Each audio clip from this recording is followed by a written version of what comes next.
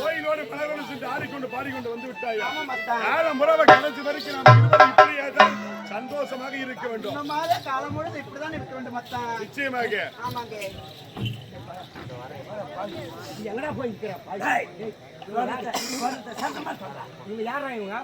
நாட்டுக்கு ராஜாவும் ராணியும் மன்னரும் மகாராணியுமா இருக்கிறாங்க.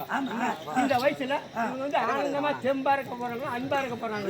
நியாயமாடாது? அப்பா அம்மான்னு சொல்லிட்டு ஒரு குழந்தை கிடையாது அவங்களுக்கு.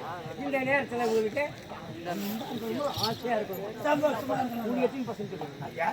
எனக்கு 4 பசங்க. எனக்கு 4 பசங்க இருக்குது. ஆமா. இன்னும் 4 நேரத்துக்கு வீட்டுக்கு போனா அப்பா ஆட்டாட்டு வராரு, அப்பா வராரு, வாங்கி வருவாரு. ஓடியாது குழந்தைங்க. கூப்பிட்டா நம்மளுக்கு எப்படி இருக்குது? சந்தோஷமா இருக்குது. உங்களுக்கு என்ன இருக்குது? எதுவுமே கிடையாது. இந்த விஷயம் இல்லாத உங்க சந்தோஷமா இருக்கிறோம். என்ன பண்ண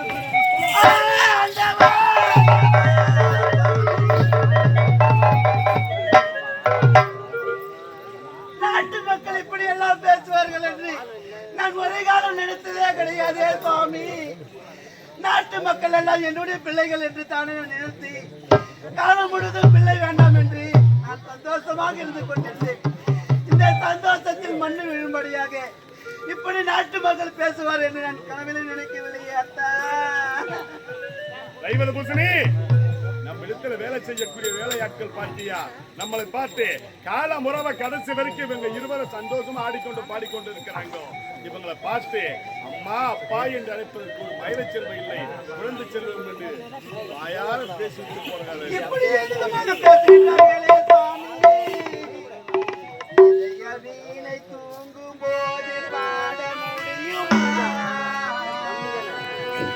இரண்டு கண்கள் இரண்டு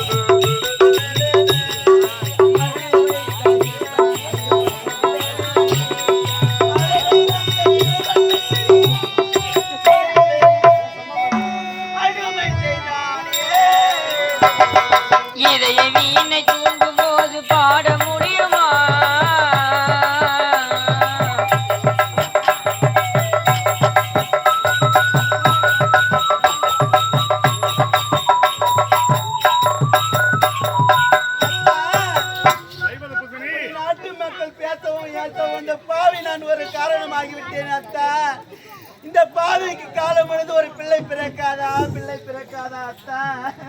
நம்ம இடத்துல ஊதியம் வாங்கக்கூடிய காவலாளிகள் இப்படி பேசிவிட்டார்களே. நாங்க பேசல, நாட்டு மக்கள் எல்லாரும் உங்களை பேசுறாங்க ஐயா. ஒரு குழந்தை ஒண்ணு நிக்க முடியல, மகாராணிக்கு ஒரு குழந்தை பாக்கியம் இல்லைன்னு அப்படியே 10 பெண்களா சேர்ந்து பேசுறாங்க ஐயா. நாங்க யாரு?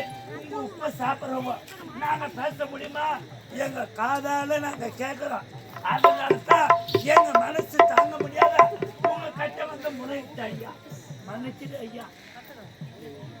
எப்போது பார்த்தாலும் நாட்டு மக்கள் அனைவரும் எங்கள் இருவரையும் பார்த்து பிள்ளை செல்வம் என்று பேசிக் கொண்டிருக்காங்க.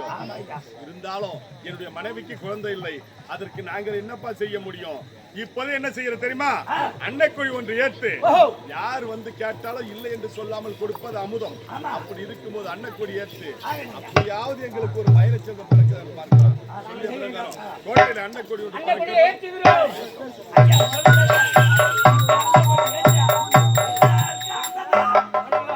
கொடியை பார்த்துட்டு எல்லாம் வருவாங்க. அன்னதானம் எல்லாம் பண்ணுவாங்க. போயிடலாம்.